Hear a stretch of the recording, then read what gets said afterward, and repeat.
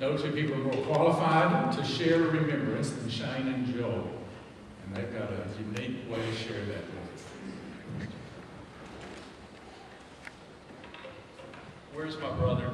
Do not leave me hanging. I first want to say thank you so much for being here. That was my dad right there, guys, so thank you so much for doing that. And I'm going to try and hold it together, but he's going to be better at this than I am. But bear with us as we just share a couple thoughts of my dad and how exciting it is to share some examples from his life with you guys. So let me start. We're honored. Maybe. Right. I like that. Oh, it's on mine. Truly, we're honored and humbled to see your faces. See your faces out here. Because we know that you're here for us, and you came because of my dad. And so we appreciate being able to spend time with our extended family today, and that's what you really are. Gene Benson was born in a little town of Alexandria, Minnesota. And it was there that he began his journey of what it means to be the hard-working man that we knew my dad to be. And he grew up with his twin sister, who's here with us today, Joan, an older brother, Wayne, and an older motherly sister, Audrey. I say motherly because at 10 years old, his mother left the family. And my dad grew up in a single-parent, father-raised family on a farm in Minnesota. And he worked hard. And we did not have the privilege of growing up in a household of made-up stories. Okay? So when I said, Dad, I got to ride the bus to school, son, when I was your age, I walked back and forth to school in 3 feet of snow in blizzard conditions, and he did. He and his sister would strap skis onto their shoes with pieces of rubber tire, and they would go back and forth to school. So I rode that bus with a smile on my face. But I tell you, Dad did grow up with hard working, and he was lively and active as he was as an adult, as a young man. In high school, he became the president of Minnesota's Future Farmers of America. My dad, farmer. He went on to state representative for student council. And my dad could cut the rug. My dad could dance. Don't judge, okay? Up north, barn dancing was the social event. And people area-wide would gather and they would dance and just enjoy themselves. And in fact, that's one of the ways that my mom met him. Her brother said, hey, there's a guy up there that can really dance. And she honestly said, well, if he's one of your friends, I don't think I want to meet him. But sure enough, they ended up meeting, and my mom could dance too. And later on, as they would have contests, those two would win frequently, these dance contests. But although he was active and he was surrounded by family, growing up in a single-parent, father-ran household was tough. And he literally was raised by his older sister. And his dad had a hard time of it. And over the years, he took to drinking. And ultimately, that drinking led my dad's father, Roy, into an untimely and early death. And so at 23, my dad lost his father. And part of all that has groomed him to be the man that we know. You may not have known that my dad went on to serve in the Air Force and in Vietnam. And while he was gathered around them, I'm going to share some things that you may find shocking. While he was gathered around other servicemen, they sometimes have a reputation of some unruly conduct, some mannerisms, characteristics, and things like that are not so comely of a group that might be sitting in here today. And my dad took on those mannerisms too. And believe it or not, my dad was a ruffian for a period of time. He had foul language, he smoked a little bit, and he drank too. But you know, my mom patiently continued to share the story of God's grace. And there was a point early on where she said, hey, Gene, you need to make some decisions here. Who are you going to be? And my dad humbly, he said, you know what? I'm a sinner. And I know God sent his only son to die on the cross for me. And I need him to come into my life and change me. And he did. God changed him in an instant. And the very next day, he was on the line working with his crew, and they were like, into the day, they were like, Gene, you're different. What's going on with you? He was like, well, what do you mean? You haven't said a cuss word all day. Just goes to show you how prevalent that was. He said, guys, I am a changed man. Jesus has changed me. And it was from that point that he wanted to become a tool used by God to have a lasting impact on the lives that he would come in contact with and be an instrument of change. That tool has brought us here today. So as my dad progressed and continued to grow and raise a family and got into the computer business and industry and eventually ended up working for TVA, the TVA Valley Authority. And he transitioned. We found ourselves in a couple different places, but we ended up in East Tennessee.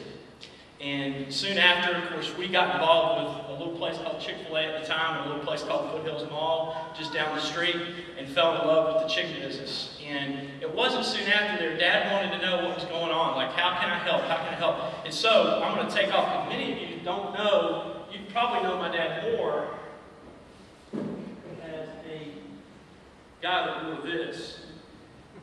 This is more dad's style here. Now, he dressed up every Sunday morning, but during the week, he donned Dad's Mr. Fix-It. Okay, this was his company. I think Mom, he came up with his name, and it fits, right? Dad's Mr. Fix-It. See, when Joel and I were both operators with Chick-fil-A, we always had stuff in the restaurant that was broken.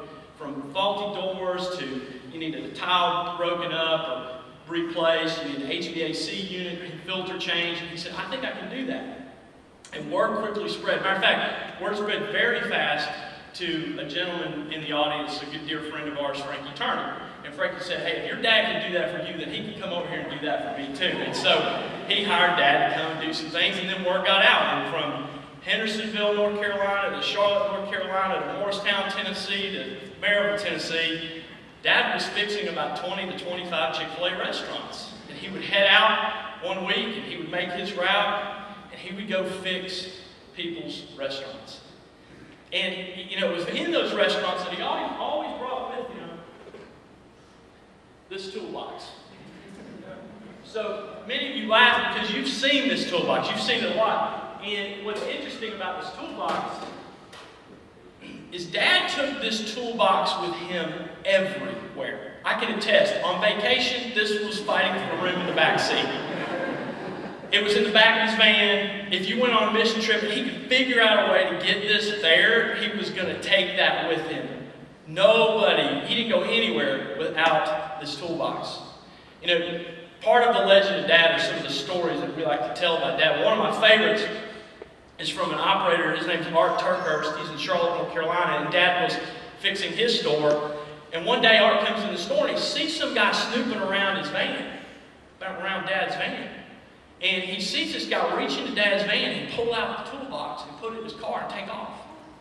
And Art sees Dad coming out of the store and he's like, gee, somebody's got your toolbox and I'm going after him. So Art proceeds to get in the car, chase after this guy. This is a scene straight out of a movie. Chases after this guy.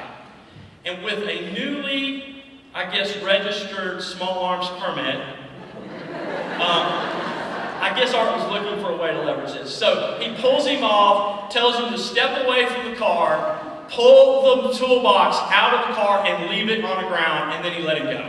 So he knew the importance of this toolbox, and I want to say thank you, Art, because this is the toolbox that my mom sent to my dad in Vietnam, packed full of candy bars and candy, and he filled it with all of the special things that made my dad unique. And, you know, I can tell you this, there's a lot of lessons in this toolbox. One of the lessons is measure twice, cut once, okay? Measure twice, cut once. Another one is 2 channel lock pliers are always better than 1. Okay, always. You can use channel locks on anything. And then last but not least, don't go anywhere without your WD-40. Dad, I will be putting this in the casket, okay? I'm assuming there's probably a squeaky gate someplace that you can fix on behalf of God. This is what God calls heavily lubricant, okay? It fixes everything. But you know what's interesting about Dad is that he brought more than that toolbox to every job. What he filled with that toolbox was more than tools. What he filled in that toolbox were life lessons and characteristics and practices that he took with him every single place that he went. And many of you, if not all of you, were beneficiaries of some of these things. A couple of these things that come to mind for me. He brought the idea and the importance of a smile. If you watch any of these pictures that we show, you just can't find Dad without a smile on his face. A smile was the entry point into somebody's heart. A smile was that point of entry where you could go a little deeper with somebody, where they might share a little bit more with you, and you could have an impact. He did that with a smile. A couple of the other things he did was, Dad had great habits and disciplines. Now, Dad started every single day that I knew with a cup of coffee. And if he could find a Dunkin' Donut to go with it, he'd do that too. But what were some of the other habits? I tell you, when I look in that toolbox, there's a tool that he was well worn, and that was discipline. And he got to use that tool with me more than you. Yes, he did. And it was honestly, it was the consistent application of that tool in my entire life, in our entire lives growing up, that in many ways shaped us into the men that we are today. It was the gentle, appropriate, lifelong applications of that.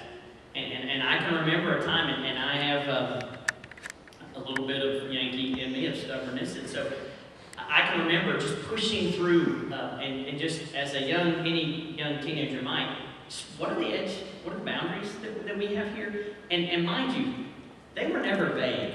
Mom and Dad were very clear boundaries. We don't do this. But I still would test it.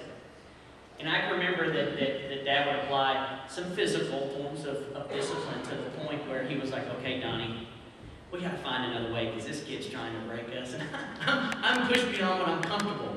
And so Dad was always retooling how to apply that discipline. And like Shane said, he was able to apply it in our lives. But he used discipline most to develop his own. We knew that nearly every day my dad woke up before dawn. That the fact that there was a 4 somewhere on his alarm clock just rocked our world. I'm like, what? Sometimes in the 4s he would get up and begin deepening his intimacy in his relationship with the Lord. I mean, blessed is not a word I can use to describe when we can open up his Bible and there's not dust on that thing. And it is underlined and it is highlighted throughout the whole thing. Literally, I started flipping. I was like, Genesis, Leviticus? Yes. Numbers. I know. It's all there. It's there. It's there. And we knew that he built that intimacy and he showed that out, that discipline in his own life to continue to do that. It was a discipline he used to learn how to apply that in service and in love and in grace. And how, yes, there would be times that we use that discipline, not weekly. It was never weekly in this place. It was bi-weekly, tri-weekly. Sometimes it felt like daily. Our family was in this building as we practiced the discipline of serving God's people, with God's people. And I love the fact that he was able to do that and show us. One of the things that I most remember about what he packed and unpacked for me was how to love your spouse with every part of yourself.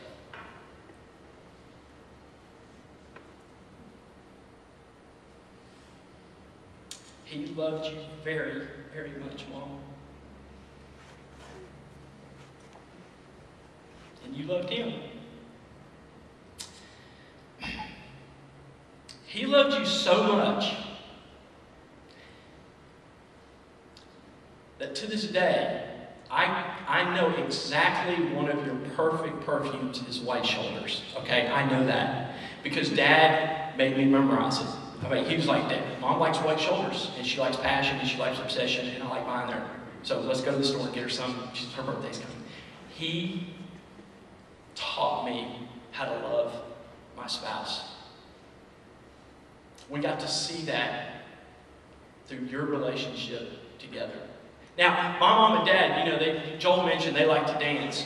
Well, sometimes, you're dancing, you kind of physical, dancing kind of physical. So there were numerous times in our house that my mom and dad were caught patting each other on the rear end. I'm just going to tell you that.